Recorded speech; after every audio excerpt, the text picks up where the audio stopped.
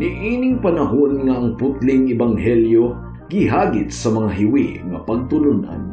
Kinahanglan mo barog ang mga tinunan ni Kristo sa pagpakigbisog sa paglaban sa pagtuo nga makausa ug alang sa tanang panahon gihatag sa Dios ngadto sa iyang katawhan. Maoy hinungdan nga namugna kining tulumanon ang putling ebanghelyo. 30 minutos nga pagsabwag sa tinuod nga ebanghelyo kauban ni Pastor Jeremias Hangad. Ang putling ebanghelyo tulumanon nga gihatod kaninyo sa Unidos Community Bible Fellowship sa Unidos Plaridel, Misamis Occidental. Ang putling ebanghelyo, ang putling ebanghelyo, ang putling ebanghelyo.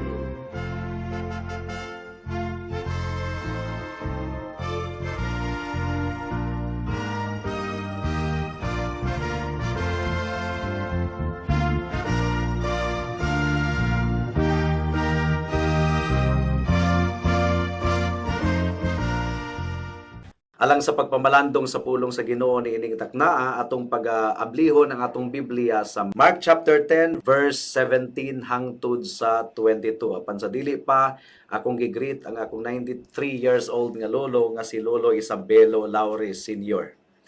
Mark chapter 10 verse 17 hangtod sa verse 22 ang giingon dinhi. Sa diha nga mulakaw na unta si Jesus, may tawo nga midagan ngadto kaniya.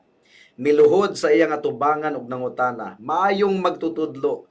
Unsa may kinahanglan nakong buhaton aron madawat ko ang kinabuhing dayon? Nangutana si Jesus kaniya, nganong miingon ka man nga ako maayo? Walay maayo gawas sa Dios.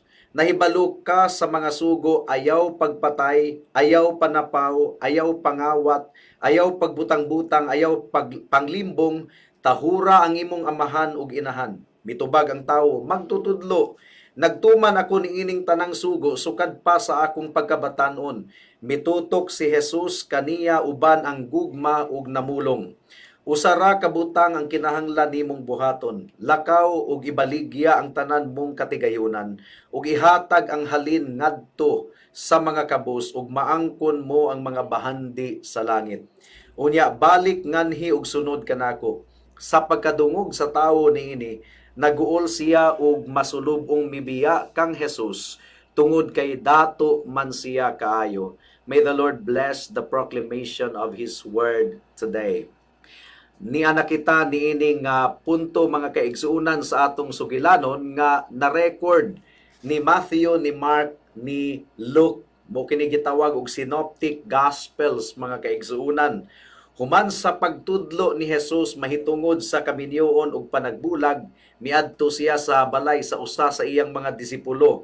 O during niadto nga okasyon mga kaigsuunan, once again, kitudlo na usab ni Kristo ang importansya sa pagpaubos nato sa atong kaugalingon ug dili ra ang atong kaugalingon ang atong hunahunaon kung kita musulod sa gingharian sa Dios. Ang tulo ka synoptic gospels, Matthew, Mark ug Luke mga kaigsuunan, aduna sila'y distinct impression nga kining nahitabo sa tawo nga batan-on nga miluhod kang Kristo, nahitabo kini right after nga gipanalanginan sa Ginoo ang gagmayng mga bata. And once again, nagtudlo si Kristo niining puntuha mahitungod sa kinaiyahan sa pagsulod sa iyang gingharian.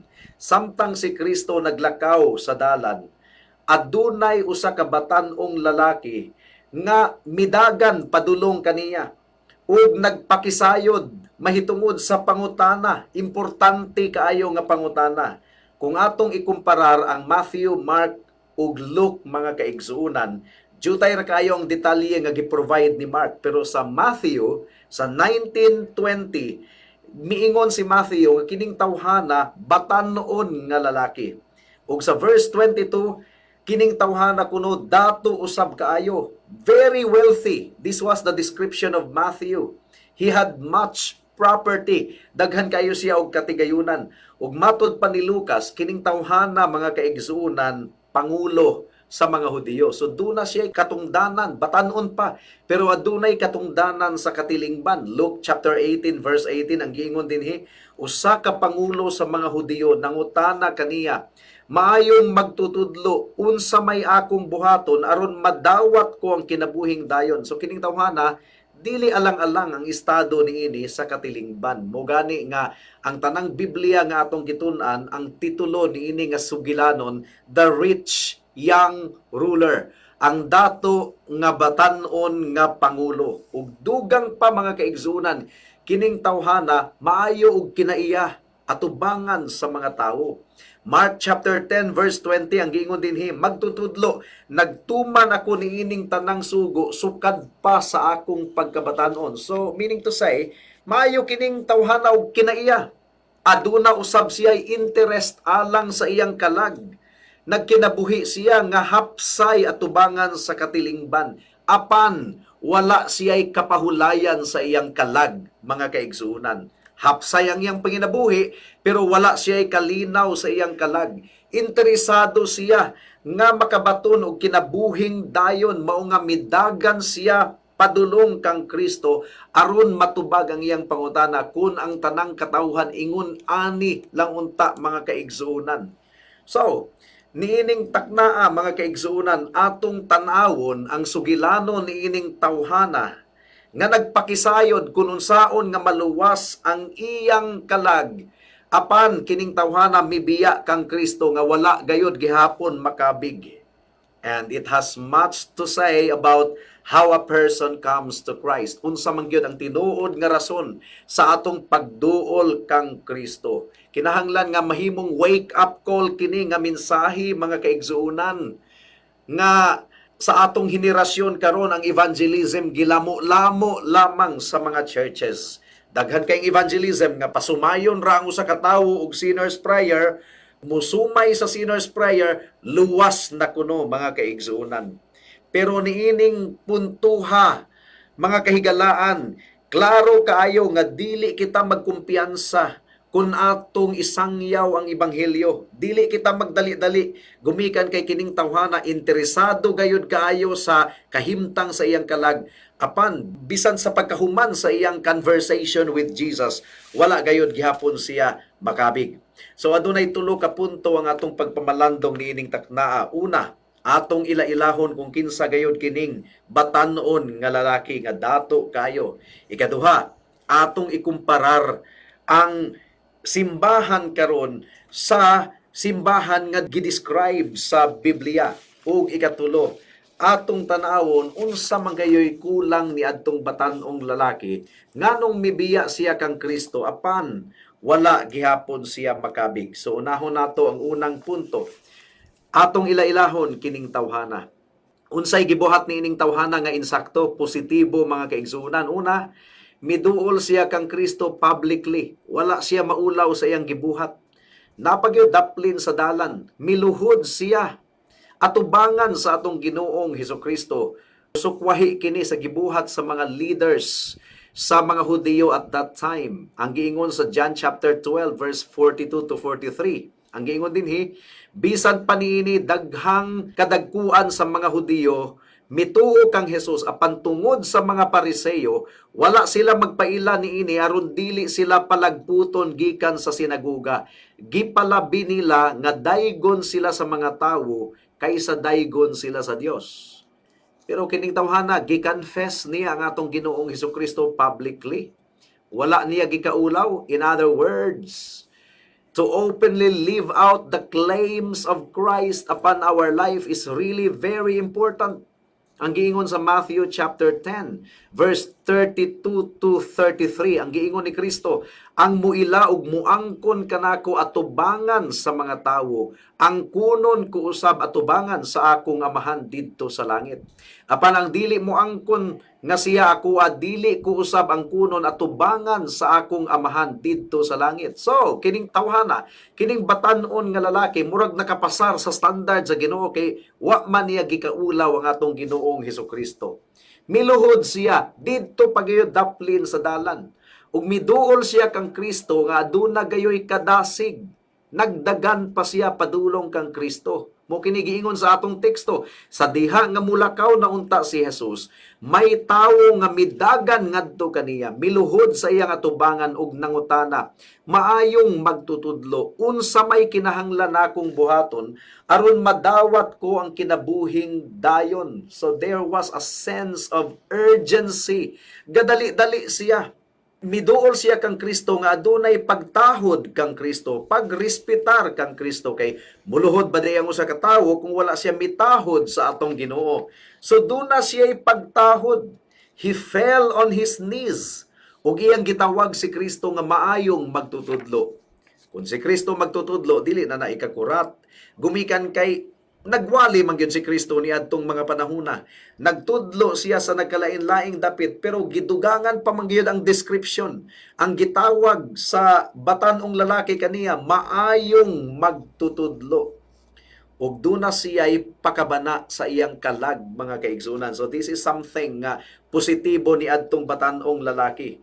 Duna siya'y pakabana sa iyang kalag. Dili pareho sa majority sa mga tao dinhi sa kalibutan nga wala gayoy pagpakabana sa ilang kalag. Pero kining tawhana adunay pagpakabana sa iyang kalag. Miduol siya kang Kristo nga gadagan aron maangkon niya ang tubag sa iyang pangutana. Aduna siya'y respetar sa balaod sa Ginoo ug nagtamod usab siya sa balaod sa Ginoo, kay ang iyang giingon, what shall I do? Ug gipadako siya og insakto sa iyang mga ginikanan. Gumikan kay ang iyang giingon sa verse 20, mitubag ang tawo magtutudlo, nagtuman ako niining tanang sugo, sukad pa sa akong pagkabatanon. So hapsay ang kinabuhi niining tawhana. Ug miduol siya kang Kristo ug nangandoy alang sa kinabuhing dayon, kung unsay ang buhaton aron siya makabaton niini. In other words, miduol siya kang Kristo nga adunay kadasig, adunay pagrespetar ug pagtahod kang Kristo, ug aduna siya'y interest, pakabana alang sa kahimtang sa iyang kalag. Something nga kinahanglan natong mabatunan usab, mga kahigalaan, mga kaigsuunan. Karon nato kining itandi, kung kining tawhana muduol ug musunod sa mga simbahan sa atong kapanahunan karon, kandidato na kining tawhana alang sa church membership. I tell you, batanon nga lalaki, dato, prominente, dasig kayo sa nga tanan. Interesado siya sa kahimtang sa iyang kalag. So, alang sa daghang mga katawhan karon, excelente kining tawhana nga kandidato alang sa pagkamiyembro sa usa ka simbahan. Ipasumay dayon og sinner's prayer, o ingnon nga luwas na kay misabat na sa sinner's prayer, membro na dayon sa simbahan. Pero mga kaigsuunan, I'm talking to fellow believers in the Lord Jesus Christ and even fellow pastors, fellow ministers of the gospel. Ayaw pagdali-dali. Gumikan kay ang pagdawat sa usa ka miyembro kinahanglan kini og kaalam o kahibalo, mga kaigsuunan. So, niadtong kining tawhana, gipakita niya ang kadasig sa atong Ginoong Hesukristo, miluhod siya sa Ginoo, nagpakisayod siya alang sa kinabuhing walay katapusan, gi-expose dayon ni Kristo ang sipyat sa kasing-kasing niadtong tawhana. Verse 18 sa atong teksto, nganong miingon ka man nga ako maayo, walay maayo gawas sa Dios. So Jesus Christ seems to be telling nga gitawag ko nimo og maayo, huna-huna wala na ilaing maayo kundili ang Dios lamang. So Jesus Christ is asserting nga siya Dios, mga kaigsuunan. Siya Dios. So gihatagan sa Ginoo kadtong maong tawhana og tsansa nga maghuna-huna, maminsar nga ang tawo nga iyang giatubang, magtutudlo nga iyang giatubang, dili ordinaryo nga tawo kundili Dios. So, gipasabot ni Kristo, Jesus Christ seemed to be saying to that man, huna-hunaa og tarong kanang imong giingon nga ako maayong magtutudlo. Gumikan kay ang Dios lamang ang maayo. So, kinahanglang masabdan ni atong tawhana ang difference or ang kalainan sa kaayo sa tawo ug kaayo sa Dios. Wala ma-recognize ni adtong batanong lalaki nga si Kristo Dios. Ang iyang pagtan-aw lamang kang Kristo, maayong magtutudlo. The rich young ruler was looking at Jesus as only a man. Mo katoy sipyat ni atong tawhana. Doon na siya'y presumption, mga kaigsuunan, nga ang pagkamaayo ni Kristo, pagkamaayo ingon nga tawo, wa gyud niya mailhi nga si Kristo Dios, gamhanang Dios. Gikonvict ni Kristo kadtong tawhana sa unang 4 kasugo sa napulo kasugo. Gumikan kay kung kita muila og mutamod og mutawag sa usa ka tawo nga maayo, kinahanglan natong masabtan nga kana nga attribute alang lamang sa atong Dios. Ikaduha, gi-expose pud ni Kristo ang self-centeredness ni adtong tawhana. Self-centered. Kaugalingon ra niya ang iyang gihunahuna, siya ang bida.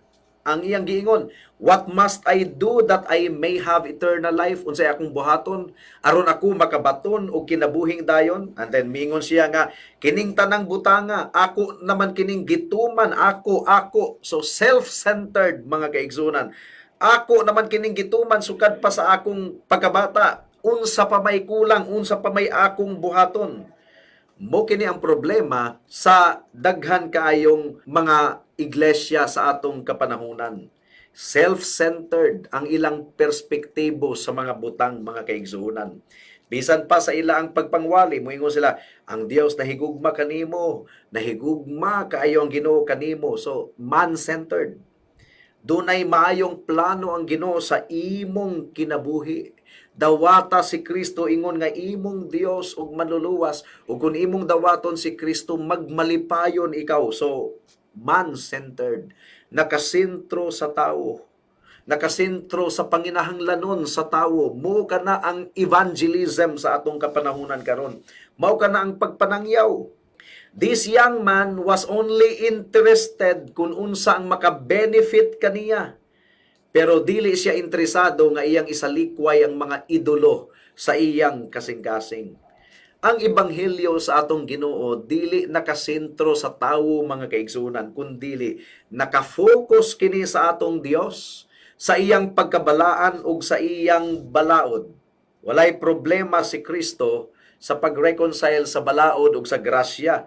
Parihong gitudlo ni Kristo ang pagtuo ug ang maayong buhat. Tinuod nga naluwas kita pinaagi lamang gayod sa pagtuo.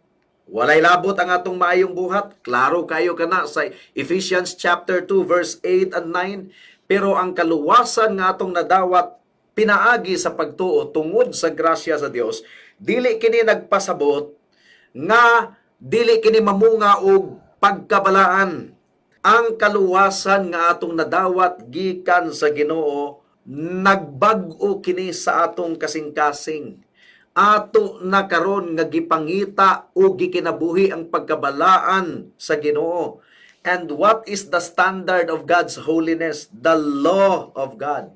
Ang ebanghelyo sa atong Ginoong Hesukristo dili kini kulang sa paghinulsol. Ang ebanghelyo sa atong Ginoong Hesukristo, kung ato kining dawaton ang buot pasabot, gisalikway nato ang mga idolo sa atong kasing-kasing, ang mga Diyos sa atong kasing-kasing. Klaro kayong gitudlo ni Kristo ang gisugo sa balaod. Ang ebanghelyo ni Kristo niining batanong lalaki nga iyang gikaistorya karon nagsugod pinaagi sa pag-sight sa balaod. Nganong gisight man ni Kristo ang balaod? Ni adtong batanon nga laki aron iyang buhaton ang balaod aron siya maluwas? No. Gihisgutan ni Kristo ang balaod aron masabtan ni atong tawhana nga siya makasasala, nakasupak siya sa balaod sa Dios. So, ang unang siyam kasugo gi-mention ni Kristo ni atong tawhana, nindot kayong pamati sa tao sa iyang kaugalingon. Kay nabuhat naman kuno niya kadto sukad pa siyang kabatanon. Siyam kasugo ang gihisgutan sa Ginoo. Gipanid-an siya ni Kristo kung feel good ba katong tawhana sa iyang kaugalingon. Mugani nga miingon siya dayon nga, Lord, nabuhat naman anako sukad pa sa akong pagkabatanon. Unsa pa may kulang? Didto na. Gihisgutan na dayon ni Kristo ang ikapulo nga sugo nga mooy nag-expose sa pagkadautan sa kasing-kasing ni adtong tawhana. Kay nga naman, kadtong tawhana hakog, kadtong tawhana puno og pangaghop sa kasing-kasing, kadtong tawhana ulipon sa iyang bahandi, to the point nga idolo niya ang iyang bahandi. Dili gayo tinuod nga siya nahigugma sa Dios, kay nahigugma siya sa iyang salapi. Mugani nga miingon si Kristo nga mas sayon pa sa usa ka kamilyo nga mosulod sa mata sa dagom kaysa sa dato nga makasulod sa gingharian sa langit. Di po pasabot nga walay dato nga maluwas, pero lisod kaayo. Gumikan kay ang mga dato nahigugma sa ilang kabtangan. Do not misunderstand me. Gumikan kay si Abraham, si David, dato baya pud kayo, pero dili sila ulipon sa ilang pagkadato mga kahigalaan. Andam silang musalikway sa tanang mga butang aron lamang maangkon nila si Kristo. Pero kining tawhana, ulipon sa iyang kwarta, ulipon sa iyang kabtangan. So, mao katoy sipyat ni adtong tawhana. Doon na siya'y superficial sa iyang pag-ila sa atong Ginoong Hesukristo, taphaw lamang. Iyang gitawag si Kristo nga maayong magtutudlo, pero wala niya makita nga si Kristo Dios. Nga kinahanglan gayud siyang mupasakop kang Kristo, musalikway sa tanang mga butang, ug musurrender ug musunod sa atong Ginoong Hesukristo.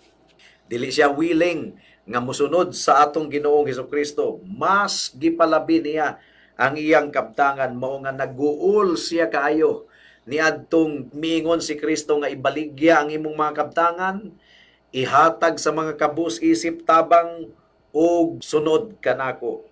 Nagtuo katong tawhana nga nasunod niya ang balaod. Mugani nga miingon siya nga, Lord, I obeyed all of those laws gikan pa sa akong kabatanunan. So pasabot, wala na siya nanginahanglan og maluluwas kay nasunod naman kuno niya ang balaod sa Dios. Mura kadto ang iyang pamati mga kaigsuunan. Wala gayod niya masabti nga siya hugaw kay atubangan sa Ginoo, makasasala atubangan sa Ginoo. Giun sa pag-expose sa Ginoo ang iyang kasing-kasing, gisite sa Ginoo ang ikapulo nga sugo nga nag-expose sa iyang kahakog ug kaaghop sa iyang kasing-kasing. Kung ang tawo wala niya makit-i nga siya makasasala, dili usab niya makit-an ang iyang panginahanglanon kang Kristo, ingon nga Dios ug manluluwas. Mark chapter 2 verse 17 ang giingon dinhi, wala magkinahanglan og mananambal ang mga tawo nga maayong lawas, kundili ang mga masakiton lamang. Wala ako muanhi sa pagdapit sa mga matarong, kundili sa mga makasasala. So nakuha nato mga kaigsuunan, kining batan-ong lalaki buta mahitungod sa kamatuoran sa iyang sala. So after nga gipoint sa Ginoo ang kahakog ni adtong tawhana ug ang problema ni adtong tawhana nga nahigugma siya sa iyang bahandi, nahigugma siya sa iyang sapi, giulipon siya sa iyang sapi, gipakita sa Dios nga wa gyud siya nakatuman sa sugo sa Dios. Pamati ra niya kadto nga gituman kuno niya ang sugo sa Dios sukad pa kuno sa iyang pagkabatanon. Dili tinuod, dili pareha ni Abraham ba nga importante alang kang Abraham si Isaac nga bugtong ni nga anak, pero niadtong gisugo siya sa Ginoo nga ihalad si Isaac, ingon nga halad nga sinunog sa iyang atubangan. Sakit kadto alang kang Abraham, pero testing ra kadto sa iyang pagtuo mga kahigalaan. Sakit kadto alang kang Abraham, pero misunod si Abraham sa Ginoo. Andam si Abraham nga iyang isalikway bisan pa ang pinakamahinungdanong butang sa iyang kinabuhi, ang iyang bugtong nga anak nga si Isaac. So testing lamang kadto, wala madayon, gumikan kay gipugngan siya sa Ginoo, adunay karnero nga giprovide ang Ginoo in behalf of Isaac. Usa ka nindot kayong picture sa Ebanghelyo nga imbis nga kita ang silutan, kita ang patyon, si Kristo ang kordero sa Dios, ang nati nga karnero nga gihalad didto sa krus sa Kalbaryo tungod og alang sa atong kaluwasan in our behalf. Pero kining batan-on nga lalaki, dili susama kang Abraham, wala niya gisurrender ang iyang kaugalingon sa Ginoo.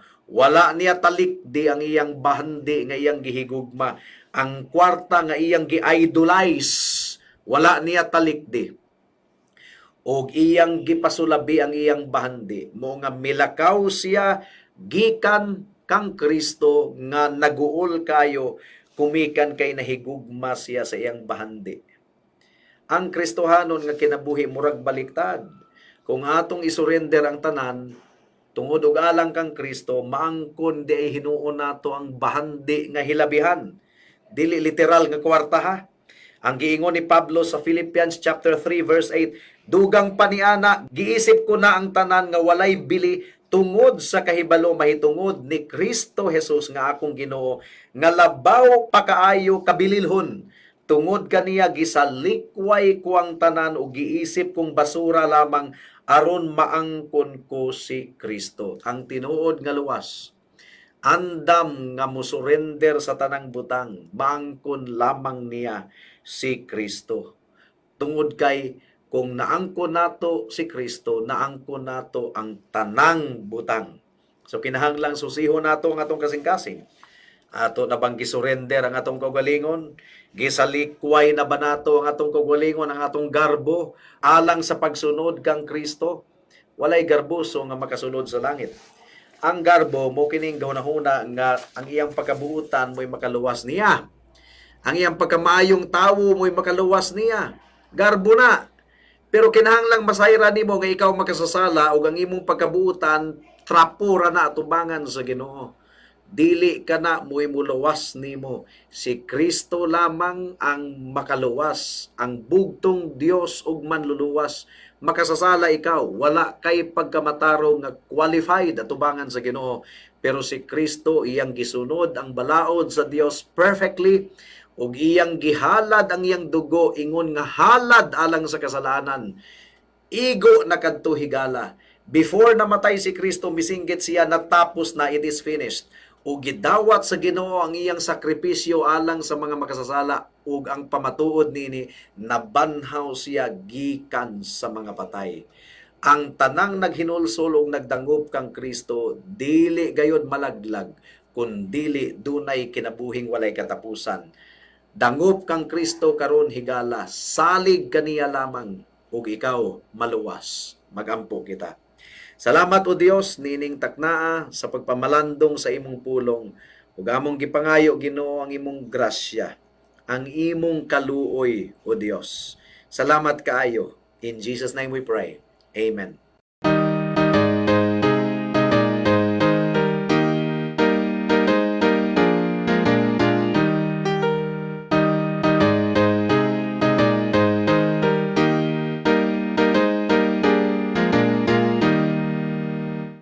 Bisag maako ang kalibutan, ug dili maako si Jesus. Mahikaplagan ubang kalipay, sa kaptangan nga lumalabay. Bisan ang tanan maangkon nako, ug wala ako'y manluluwas. Ang kasadya nga kalibutanon, dili makatumbas kang Jesus. Kung ako ang labing adunahan, ug labing pagtugan sa tanan, apan kun ako walay paglaom, hain may maayo ning tanan. Bisan ang tanan akong maangkon, ug walay Jesus nga nagtubos. Kinsa man ang ako nga kadangpan, sa kalagkungan mabugatan. Way paglaom kun way manluluwas, sa mga sala maglunang ko. Ug mangit-ngit ang akong padulngan, kun si Jesus akong talikdan. Unsay kapuslanan kun wala siya, may paglaom ba unya ako? Mahiya ko man kung pagkalaglag, kay wala maako si Jesus. Upagkadako na kong bulahan, nga naangkon na ko si Jesus. Ang sala ko iyang ipasaylo, ug ipalang kasubanan ko. Kung si Jesus lang akong maangkon, wanay